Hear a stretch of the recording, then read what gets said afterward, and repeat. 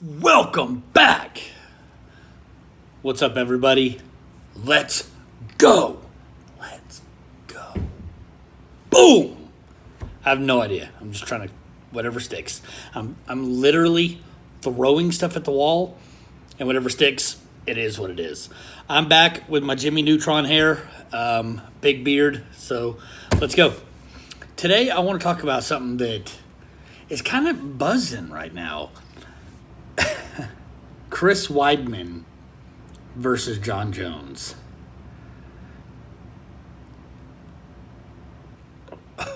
What? This is literally how bad it's getting to find Jon Jones some competition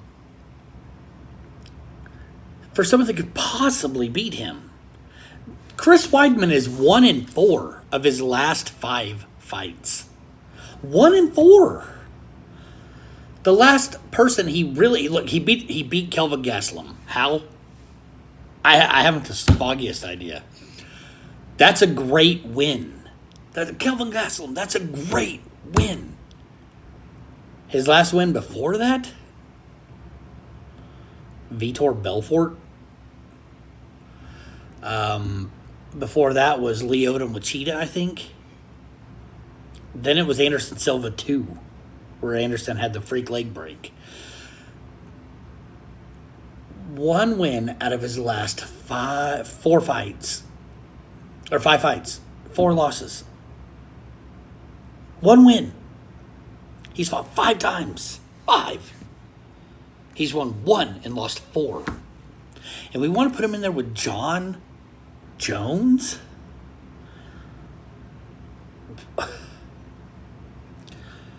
The fight that makes sense for Jones is DC's last fight. It's what we want to see. We love it. Why do we love it so much? Go back to one of my previous episodes where we talk about trash talk. Those two hate each other. They talk all this mess. We love to see it. Another classic line that should go down in historic lines in the UFC Hall of Fame is we're going to keep this family friendly because kids are into MMA and UFC. And you know what? It's my channel and I don't feel like saying it. So do you remember when they were on live? They weren't on live, but it was still being recorded. And Jon Jones looks at the camera and he's like, "Hey, wussy, you still there?" Remember that banter that went on between Jon Jones, "I'm going to spit in your face." Jon, "I would never let you spit in my face." Or Jon's like, "I'll never let you spit in my face. I would absolutely kill you." And Daniel Cormier is like, "You couldn't kill me." And he's like, "I would kill you." Do you remember that? I remember that. That was incredible. You couldn't have wrote that. Vince McMahon himself couldn't have wrote that. That was in the moment. That was raw. That's the first time we've seen Jon Jones act like Jon Jones, the real Jon Jones. It was incredible. It was incredible to see that side of Jon Jones that DC had talked about, that DC was trying to expose, because in the beginning, DC wasn't mouthing. He wasn't talking back to Jones. He kept telling Jones, "Be yourself. Act like you, Jon. Act like you." And Jon kept putting on the nice guy act. Do you guys remember that? It's been many years because really Bones has been a bad guy, a heel, if you will, for the last several years. But in the beginning, he was pushing the Christianity, the "I'm a nice guy, I'm everybody's role model." And DC kept telling us in the beginning, that's not who Jon Jones is. It's who the media may want him to be, or it's who he wants you to think he is. But it's not who he really is. To throw someone in there like Chris Weidman, look, I'm sorry. But the number one thing Chris Weidman is known for is beating Anderson Silva. He beat Anderson Silva when Anderson Silva was towards the end of his career. Go back and check Anderson's age. They say that the physical body peaks out at 32. Anderson was plus 32. I believe Chris Weidman was sub 32. Anderson was goofing off. Goofing off or not, he got knocked out. He got smoked. But he got smoked while he was goofing off. So, when I was young, there was this guy who always wanted to pick on people that he felt like he could beat up. Okay? Name's not important. But he used to just bully kids that he thought or knew would be afraid of him. One day, this guy was bullying, and this kid, who's the class clown, was like, you know what? I'm going to call him up and tell him I want to fight him. This is out of the clear blue sky. He gets him on the phone. This bully walks over to my neighborhood, because it was like me and several of my friends there, and the class clown kid. The bully walks over there, and they go into the backyard. And the bully has his fist up. He's got his mean face on. He's playing his part, right? He's playing it up. He's doing exactly what he should do to be the bully that beats on weaker guys. It's exactly what he should do. The other guy had a big smile on his face and is goofing off because he's not mad. He doesn't really want to fight. He was just messing with the bully, making him look foolish. But when the fight started, the bully's got the mean face. He's got the fist up. He's going through his teeth, cutting the eyes at him. They circle each other a couple times. They don't know what they're doing. We're high school kids. The class clown goes in, and he kind of does like this type of fighting, and then he goes to pinch. He goes to pinch the bully. Well, but he's like, he's laughing, he's playing, he's like, oh, like this. He's like, oh, right? And he's like, oh, and he's trying to pinch him. And the bully steps back, he gets pinched, he steps back, and he hits him right in the nose. Kid's wearing glasses, the goofy kid. Glasses go flying. His nose is like here. So this part looks okay.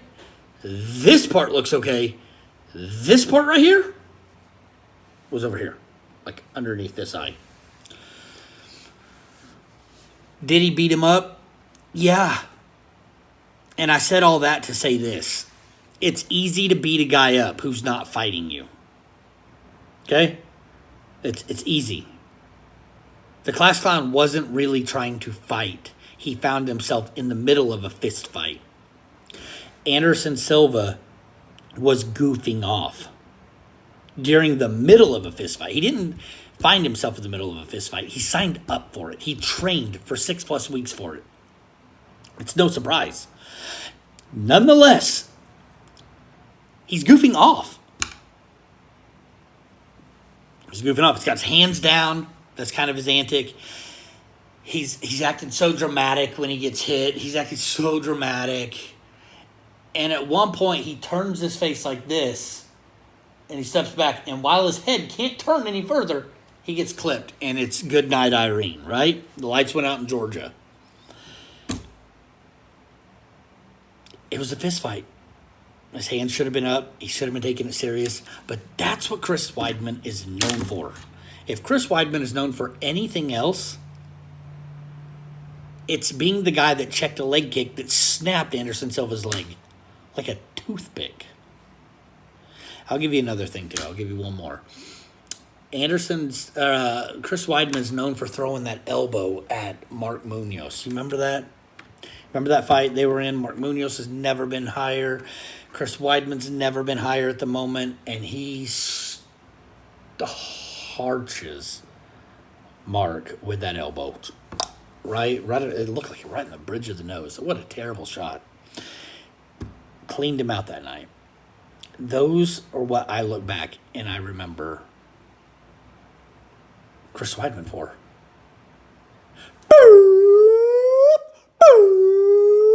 You know what that is? That's the trigger alert. Trigger alert. I'm going to trigger you guys right now. Turn it off if you don't want to be triggered. Did Chris Weidman get all those wins before USADA? Was he pre-USADA wins? Post-USADA, is that his 1-4 record?